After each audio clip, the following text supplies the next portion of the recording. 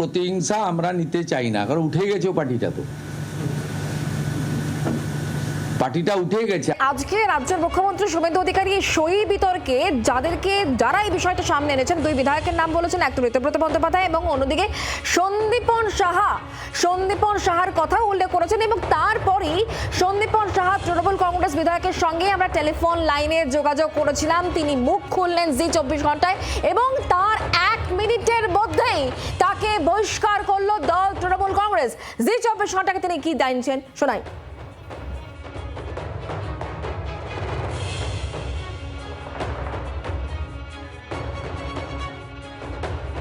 14টার নাম তাহলে লিখলেন কে? এটাকে আপনাকে জিজ্ঞাসা করতে হবে যে এই লেটারটিকে ফরওয়ার্ড করেছেন তাকে। কে ফরওয়ার্ড করেছেন? নাম কে লিখলেন? ফরওয়ার্ড কে? দলের সাধারণ সম্পাদক তিনি তো এই রেজলিউশনটাকে ফরওয়ার্ড করে পাঠালেন মাননীয় স্পিকারের কাছে। এই প্রশ্নের উত্তর তিনি দিতে পারবেন। এই প্রশ্নের উত্তর ঋতব্রত ব্যানার্জি বা সন্দীপন সাহা দিতে পারবেন না, কারণ আমরা এটা জানি না। শুনলেন তার বক্তব্য। এছাড়াও আরো একাধিক বিষয়, যেমন সিআইডি তদন্ত করছে। এই সিআইডি তদন্ত নিয়ে সন্দীপন সাহা বিধায়ক, যিনি এই মুহূর্তে বহিষ্কৃত তৃণমূল কংগ্রেস থেকে, তার বক্তব্য কি শোনাই। যিনি লেটারটি ফরওয়ার্ড করলেন, যার কথা আপনি বললেন অভিষেক বন্দ্যোপাধ্যায়, তাকে আজকে তলব করা হয়েছিল। তিনি অসুস্থ, তিনি আরো দিন 15 সময় চেয়েছেন তার অসুস্থতার জন্য। কি বলবেন? ফেস তো তাকে করতে হবে। আমিও আজকে পেপারে দেখলাম, খবরে দেখলাম যে তিনি অসুস্থ বলে তিনি যেতে চাইছেন না। এবার কেন তিনি যেতে চাইছেন না এটা তার বিষয়। যেহেতু এই রেজলিউশনটা ফরওয়ার্ড করেছেন সাধারণ সম্পাদক হিসেবে, তাই জন্য তাকে সিআইডি ডেকেছে। তিনি আজকে যান, পরবর্তীকালে যান, এর জবাবদিহি তো করতে হবে।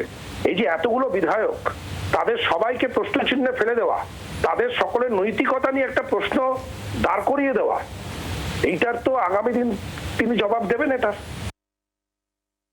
এই দোটানার মধ্যে কি সে কারণে গতকাল 80 জন বিধায়কের মধ্যে মাত্র 20 জন হাজির হয়েছিলেন? দেখুন, 20 জন কেন হাজির হয়েছিলেন এটা বলতে পারবো না। আমরা যাইনি, কারণ আমরা এই অনৈতিক বিষয়ের পাঠ আমরা হতে চাই না।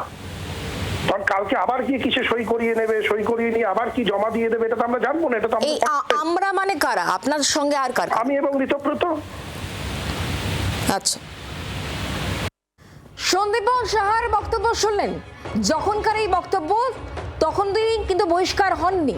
জি 24 ঘন্টা তার সঙ্গে কথা বলেছিলাম আমরা, এবং সেখানে তিনি একের পর এক যে ক্ষোভ তা তিনি উগরে দিয়েছেন এবং যা কাজ করেছে তৃণমূল কংগ্রেস তা অনৈতিক, বেনিয়ম হয়েছে একেবারে বলতে দ্বিধাবোধ করেননি তিনি। এবং কোথাও গিয়ে একটা আমরা ওরা সুস্পষ্ট যে বিভাজন রয়েছে তার কথায় তা একেবারেই পরিষ্কার হয়েছে।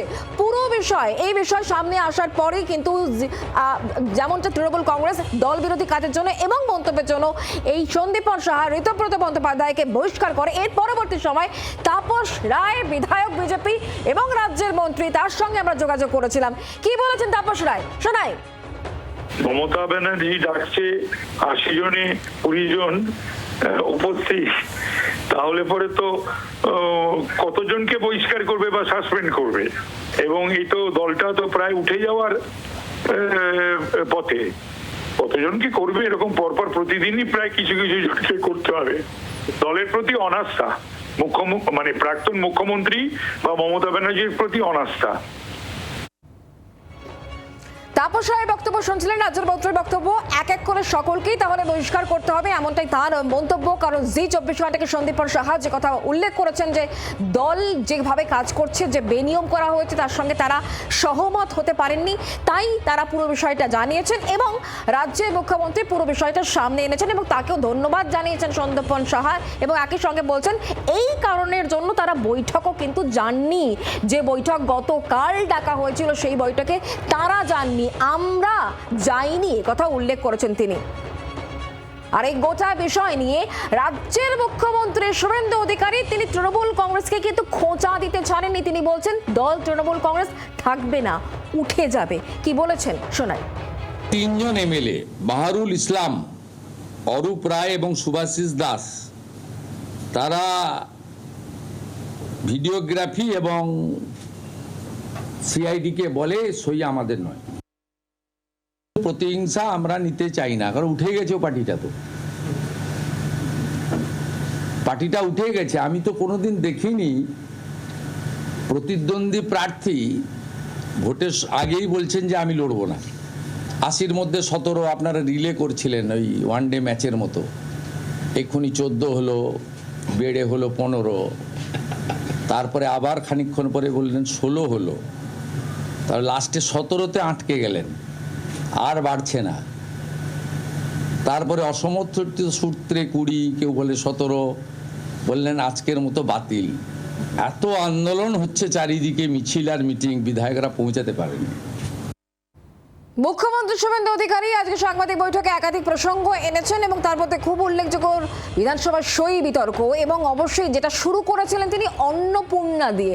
কথা বলবো, আমাদের সঙ্গে অয়ন রয়েছেন, আমাদের প্রতিনিধি টেলিফোনে। অয়ন, আজকে মুখ্যমন্ত্রী পুরুষ লক্ষ্মী ভাণ্ডার দিয়ে শুরু করলেন, সেখানেও একাধিক বিস্ফোরক তথ্য তিনি সামনে এনেছেন, তারপর আসল বোমাটা ফাটালেন, সই বিতর্ক।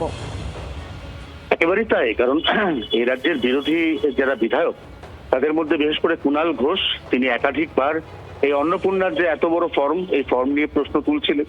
এবং শুভেন্দু অধিকারী ব্যঙ্গচ্ছলে বললেন যে আমরা যখন বাজার থেকে 20 টাকার ভেন্ডি কিনি, তখন আমরা সেগুলো টিপে টিপে পরীক্ষা করে দেখি, সেখানে একজন মহিলা বছরে 36,000 টাকা পাবেন, যেটা রাজ্য কোষাগারের টাকা, যেটা তোমার আমার জনগণের ট্যাক্সের টাকা।